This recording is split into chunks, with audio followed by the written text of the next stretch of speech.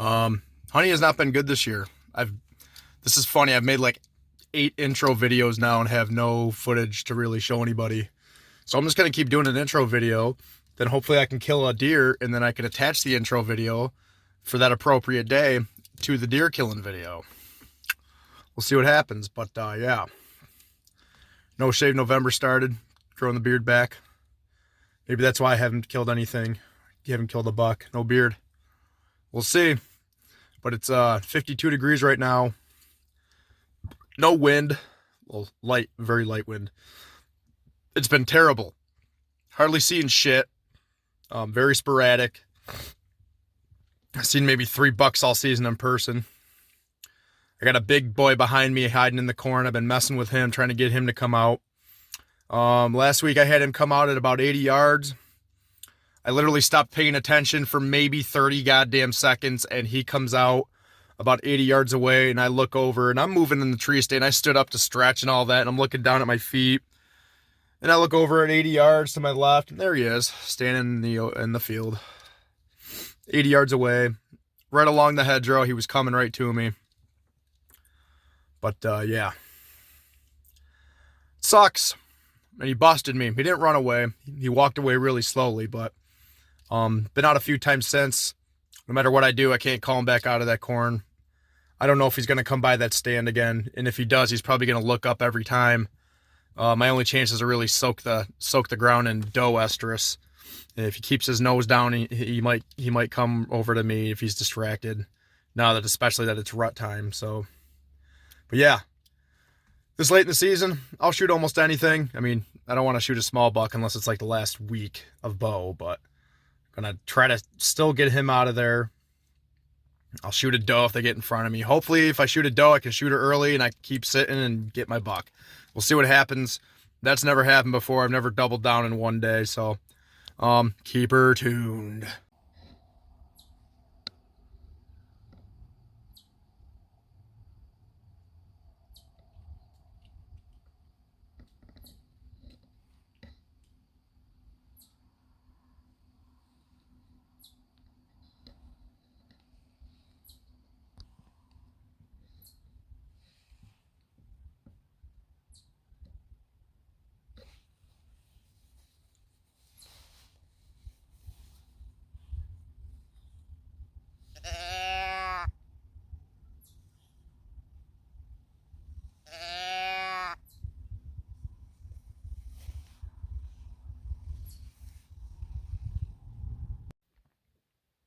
All right, so I'm gonna put this in the middle of this video. I'll show a picture of the arrow that I took, and it'll be on the screen.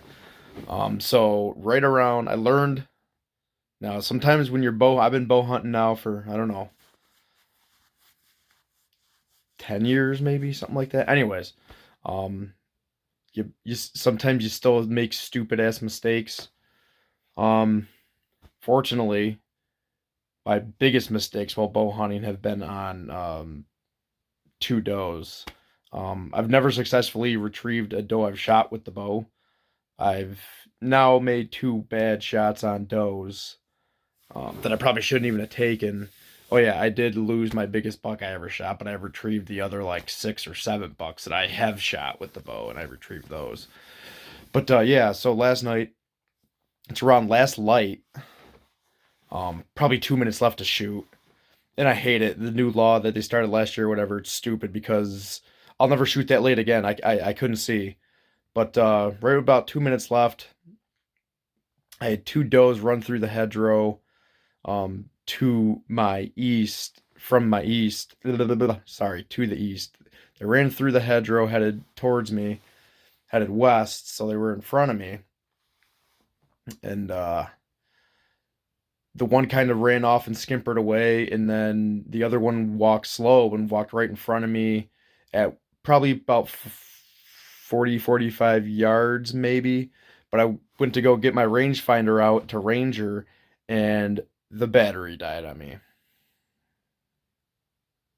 And I could see a silhouette, but I had no clue how far she was. So that sucked. So I drew back. I took a shot. The first arrow, complete miss. I think it went over her head, or over her back. But you could see it go like across the field. Um, the knock lit up, which that's cool. That did what it was supposed to do. They always do. Um, so after obviously the shot freaked her out, she ran over to the corner of the two hedgerows where the two hedgerows meet, and I had a shooting window there that I made last year, and she just stood there. Now it was so dark, she was looking up at me, wondering where the noise came from, and she couldn't make out what I was. So she just kind of stood there. The other doe that was with her blew and ran away. So she stood there, and I'm like, screw it, you're gonna give me a second chance, can take a second shot. But she was facing the corn. About 200 acres of corn or so she was facing. And yeah, I never really thought about that like a dumbass. But I drew back. She gave me time to grab another arrow. So I grabbed another arrow out of the quiver, put it on the bow, drew back, saw the silhouette of her, and cracked her. Um, Liver shot, I believe. All the blood was dark.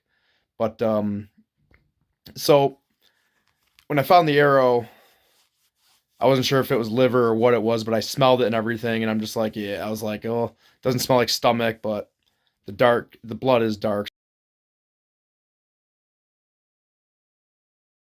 But yeah, I just had a ton of stuff go wrong on me. Um, but I did hit her, and it sounded good. I didn't hear a crack, like it wasn't a shoulder or nothing like that. So I did. I knew I had hit her. I hit her body someplace. But obviously it wasn't vital. But I heard her run directly into the corn and make all this noise, and all of a sudden it stopped. So I thought maybe she dropped.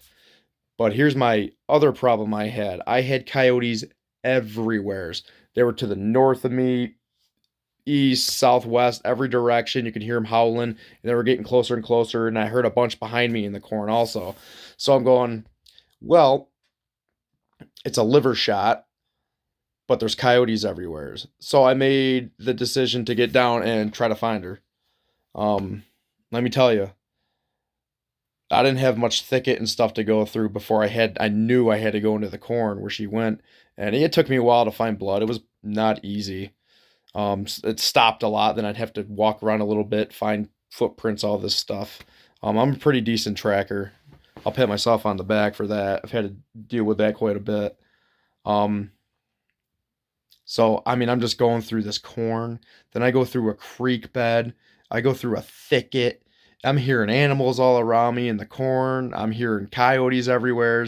So at this point, I'm like probably 200, 150, yeah, probably like 150 yards away through the first cornfield. Then there's the big one that's like 200 yards, or yeah, 200 yards wide, or 200 acres, excuse me, 200 acres. Um, so yeah, and then I saw, the blood go into the second cornfield, and I heard all this commotion. Like I heard